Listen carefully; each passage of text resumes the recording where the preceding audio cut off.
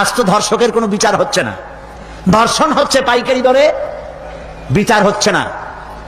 আইন এমন ভাবে ঘোরানো পেঁচানো, ধর্ষকগুলি খালাস পেয়ে যাচ্ছে। আবার নতুন কিছু ধর্ষক তৈরি হয়েছে, ধর্ষণ করে মেয়েটাকে হত্যা করে। আযানিয়াতু ওয়াযানি ফাজলিদু কুল্লা ওয়াহিদিন মিনহুমা মিআতা জালদা। আল্লাহ তাআলা বলেছেন জেনাকারের শাস্তি হচ্ছে 100 দোররা মারা এবং প্রাণদণ্ড দেওয়া। জেনাকারের শাস্তি প্রাণদণ্ড দাও। জেনা করেছে প্রমাণিত হয়েছে, অবিবাহিতা যদি হয় দোররা মারো, আর যদি বিবাহিতা হয় পাথর মারিয়া উড়ায় দাও।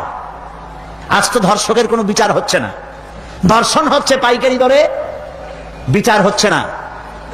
আইন এমন ভাবে ঘোরানো পেঁচানো, ধর্ষকগুলি খালাস পেয়ে যাচ্ছে। আবার নতুন কিছু ধর্ষক তৈরি হয়েছে, ধর্ষণ করে মেয়েটাকে হত্যা করে। নাউজুবিল্লাহ, বলেন নাউজুবিল্লাহ। এগুলো মানুষ না, এগুলো জানোয়ার।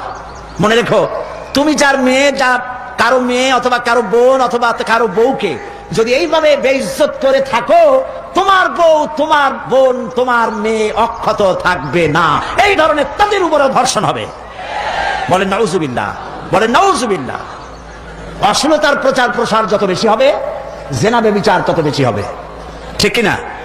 তারপরে ডিসেন্টিনার মাধ্যমে হাবিজাবি ছবি এগুলি দেখানো বন্ধ করতে হবে। বিবাহ সহজ করুন, অশ্লীলতা বন্ধ করুন, জেনা ব্যভিচার ধর্ষণ এমনি কমে যাবে। আলহামদুলিল্লাহ বলে।